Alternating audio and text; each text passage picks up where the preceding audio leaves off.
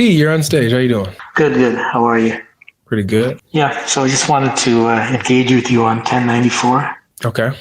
That's your topic, right? So, so I think just sort of cut to the chase. I think the position that you're taking with it being with the Bible, the Torah, or the Injil being the authority or the standard by which, basically over the Quran, I think that it's a bit of an extreme position, because the problem that you have to deal with is that the Quran is making conscious edits to the Bible. Here we go. Dean, is that Dean? No, it's T. It's Tamor. Are you sure you ain't Dean response? It's Tamor. Oh, Tamor. Okay. I thought you was Dean. My bad. No. So then, how do you square that? How do you square saying that it's the standard, but at the same time it is making conscious edits? Just edit with the editor. Do you agree that according to 1094, the previous scriptures are the authority over what the Quran says? No. Let's start there. And then we could talk about the conscious edits that the Quran makes and see if that idea lines up with what the Quran says, okay? Yep. All right. So it says, if you are in doubt about that which we have revealed to you, then go and ask those who have been reading the scripture before you. The truth is from your Lord, so don't be among the doubters, right? Yep. Okay. So according to the verse, what is Muhammad supposed to do in the case that he doubts? He's supposed to refer to the people who read the scriptures before him. Very good. And what would that do for him if he did that? So in the context of 1094, I'll speak in the context of 1094. 1094 is located in a spot where there's discussion of the other prophets' stories. No like worries. Moses. No worries. What will it do for Muhammad if he was in doubt about what the Quran was revealing to him? Let's say about those stories and the histories of the prophets. And he goes and checks the previous scriptures or asks those who've been reading it before him. What will that do for him, Well, yeah, I guess if I could just make a comment that for him, it's not going to do specifically anything, because he actually, in tafsir, from what I've read, he says that he won't doubt and he won't ask. I know, but the hypothetical question, if he did, please, the answer to my question. If Muhammad doubted and the Quran tells him what to do if he does, what will going to the previous scriptures do for him? Well, it's going to basically the previous scriptures are telling the stories of the prophets, right? The broad stories of the prophets, and especially in the context of 1094, those stories are the stories of Moses, of Noah, of Harun. So he and the people, anyone around him who doubts, would see that these general stories are the same stories as what the Quran is mentioning. Good. So what would that do for them? It would show them that they are in line with previous scriptures. Very good. Then it will clear up their doubts about the Quran if they had any, right? Well, it clear up their doubts about the Quran. Yeah, I mean, I don't know that it's speaking to every single point in the Quran, but I can see where you're going generally. Let's even talk about what you're saying. Yeah. That it's only referring to the stories of the previous prophets that the Quran mentioned. Right. So if they have doubts regarding these stories that the Quran is talking about, they can go to the previous scriptures and see if the Quran is in line with them or not. And if they see that the Quran matches what's in the previous scriptures, it'll clear up any doubts that they might have had in the Quran, right? Yes, generally speaking, it would show that they're not out in left field, but the stories that they are receiving are the same stories that came in the previous scriptures. Awesome. Now, if they check the previous scriptures and they see that these stories are not matching what the previous scriptures have mentioned, then they'll have good reason to doubt the Quran and know that it's false, right? Yeah, I think I could agree with that. If they're seeing that if they go to the previous scriptures and there's no Harun, there's no Moses, there's no... Not just that there's no Harun or Moses, but what they did, what happened with them. Their stories, right? Not just that people existed, but their stories. Yeah, Right. if it's telling a different story, then yeah, I would agree with you. Then they would say, well, hang on a second. We've gone and these previous stories don't match up with the stories what we're getting. So then they'll know the Quran is false if it doesn't match, right?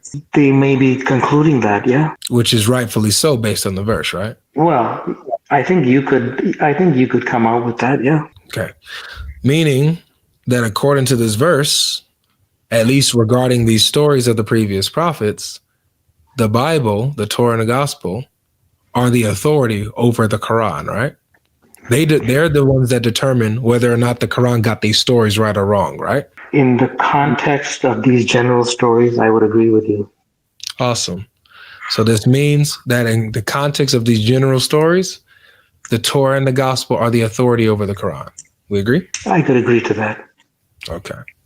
So if I read my scriptures, I read the Torah and Gospel, and I see that the Quran doesn't match, then that would mean that the Quran's false. If you qualify that to mean the general stories, yes.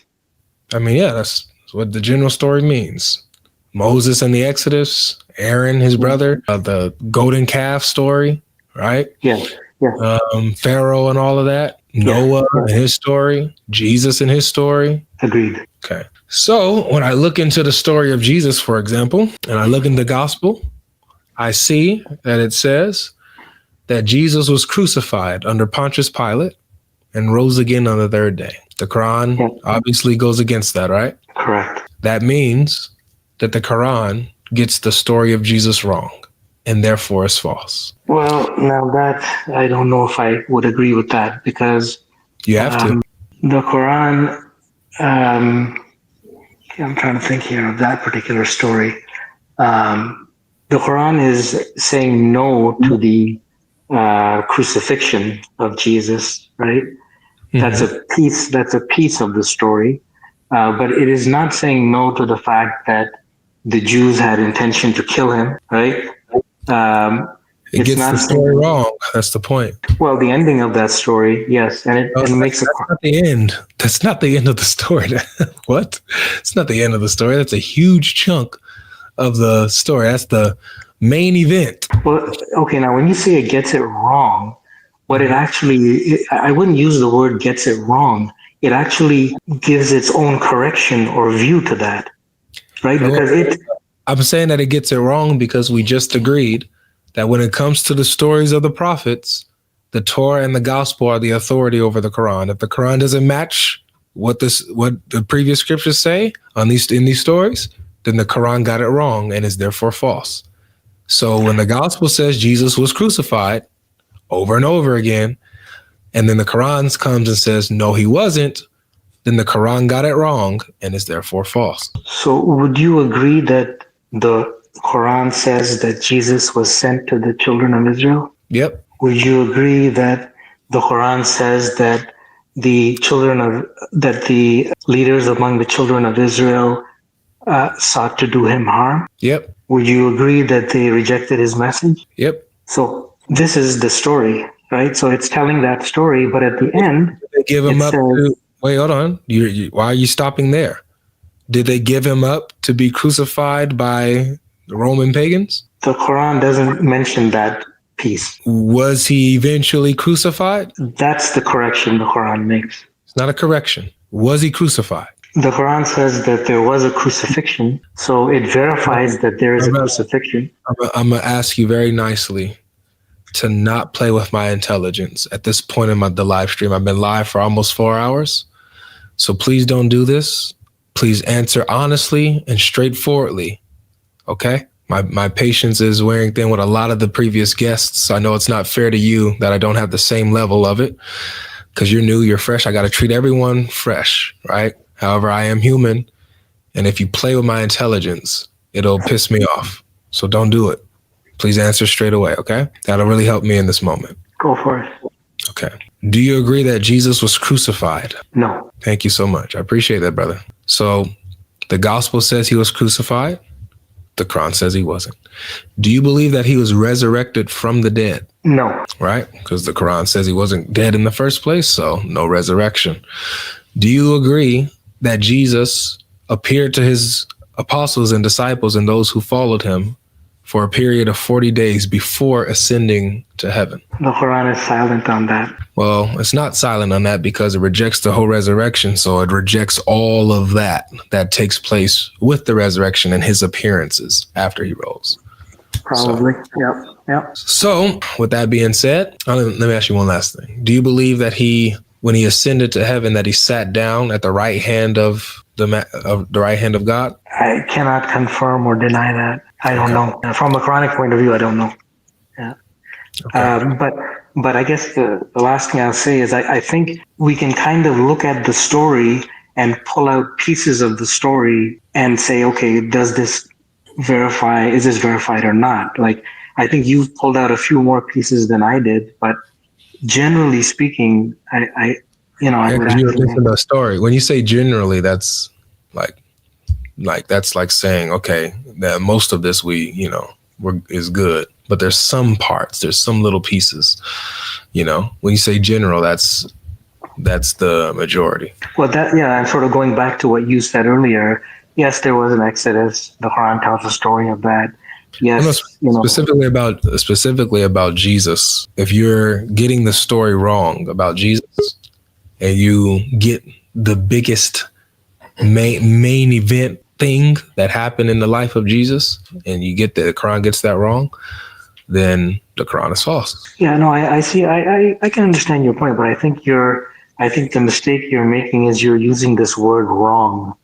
Like, if you say wrong, then this word really doesn't fit, right? Like, it does. It fits perfectly. Because remember, the Torah and the Gospel are the authority on whether or not the Quran gets the stuff right or wrong. It has to matter. If the Quran had a verse that said, I don't know, Jesus played baseball. I can't think of the story, but Jesus played baseball on Friday before he was crucified. Well, that's wrong, right? That's not even in circulation. That's just something that is plain wrong. But when it says that him not getting crucified is just plain wrong. Well, the fact that it mentions that he was, that they tried to kill him, that's right. It's just that it's correcting. It's saying you think that he was crucified, but he wasn't. So that's a correction. Do you see what you just did? If the Quran mentions that he played baseball before the crucifixion, that's just flat out wrong. Yeah. Why? It's wrong because it's not part of, the story. It's not the general part of the story. Where does the story come from exactly?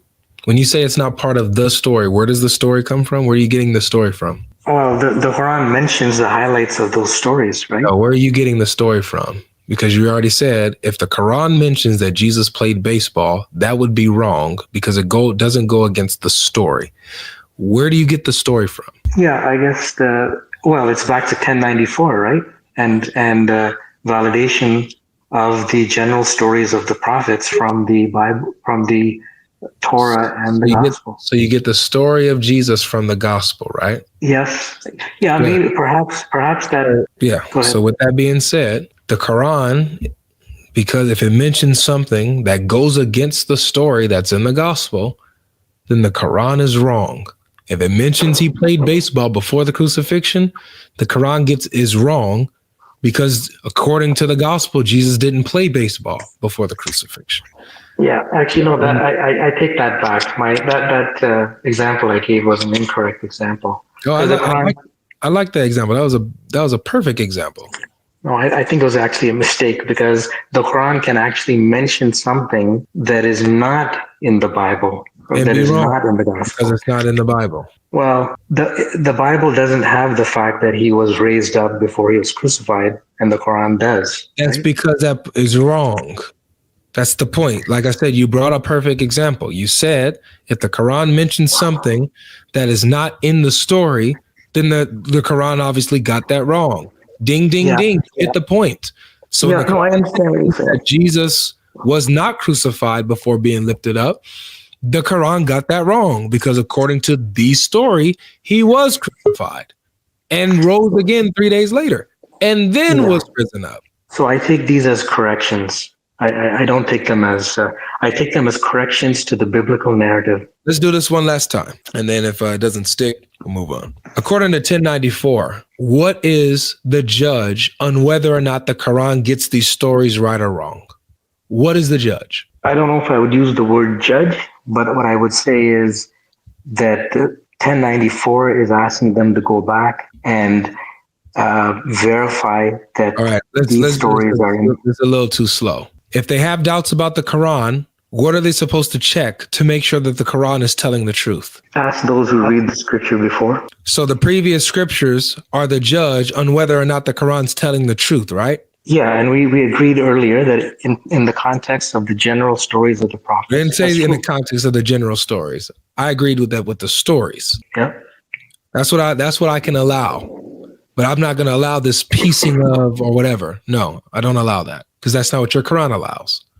But I can grant according to the stories. So the Quran has to match when it mentions these stories. It can't contradict the stories that the Torah and the gospel give, right? It can't contradict them. It has to be in line or consistent with them, right? Generally, yes. Can it at all contradict them? Well, you see, when you say that, Avery, you're actually missing what it's actually doing. It's Can actually it contradict the Torah or the gospel regarding these stories, my brother? That's a simple question. well, it is contradicting them. So, okay. It is actually consciously contradicting them. All right, let me do this. If Muhammad is in doubt about the Quran, Allah tells him to go to previous scriptures that the Quran purposely contradicts to make sure his doubts are cleared up.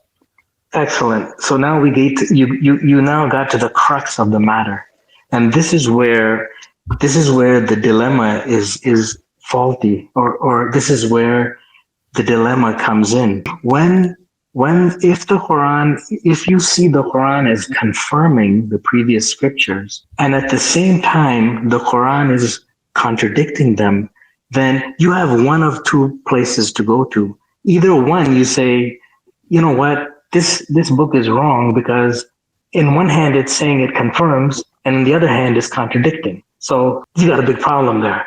The other option is for you to take the general option, which is, generally speaking, the Quran agrees with the stories in the previous scriptures. However, it is making conscious edits to those stories. That's a more plausible place to be. I got you. So I'll ask it again. Yeah. When 1094 tells Muhammad that if he's doubting the Quran to go check with the previous scriptures, he's telling him to go check previous scriptures that his Quran purposely contradicts? Again, that you're in that first phase of the contradiction.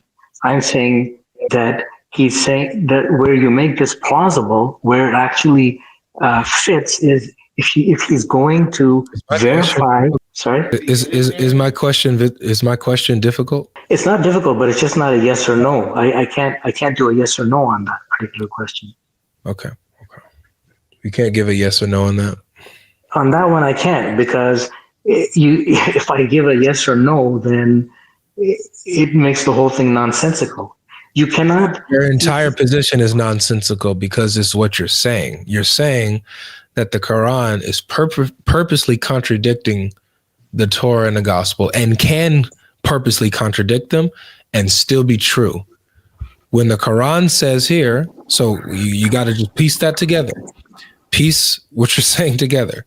Yeah, it's completely nonsensical. With that position, you have to reconcile with 1094, where it tells Muhammad that if he's doubting the Quran, if he's doubting what the Quran is saying, to go check the previous scriptures that the Quran is purposely contradicting. So in your position, Muhammad may be doubting the Quran regarding these stories. He goes to the previous scriptures and he sees that the stories actually don't match. It doesn't match. They bring up the same thing, but they don't match. It has the stories of the crucifixion of Jesus, but they don't match. So if Muhammad is doubting the Quran's version of the stories, and then Allah gives him a remedy, a solution on how to clear up his doubts regarding the stories, and leads him to something the Quran is purposely contradicting and not matching with, how does that make sense? How?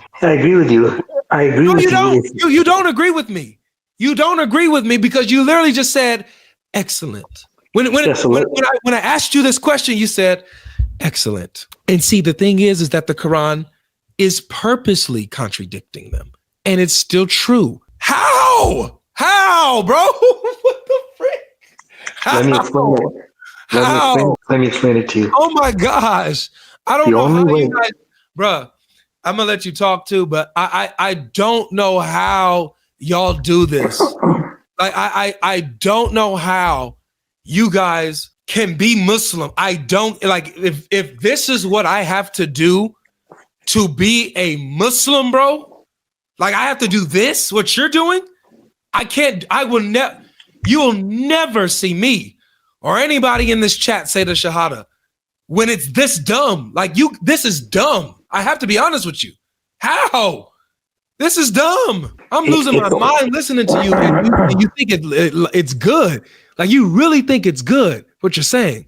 And you're not the only one. You're not the one who came up with this. You got it from the guys that we know that come up with this. It's so dumb. Jeez, but go ahead. I'll hear you out. This is so dumb. No, it's only dumb if you take the position that the Quran is confirming it and the Quran is contradicting it, and that is dumb.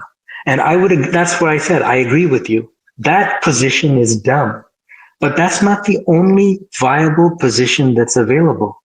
There's another position available, and that position. Just to be clear, is there a position that's available where the Quran is not confirming the Bible? Well, that position doesn't exist because it is confirming. So here it is. In both positions, yeah, the Quran is confirming the Bible. That's a necessity, right? Yes.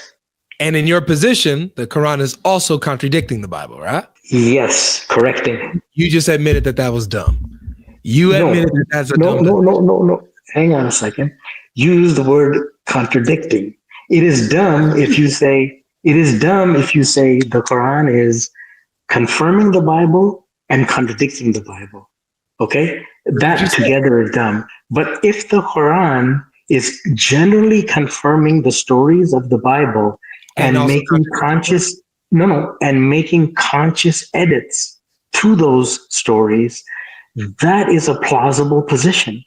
That is a position you can stand on. Just take the story. Let me give you just one example. Take the story. I appreciate you coming to you. I appreciate your patience. I appreciate you for participating.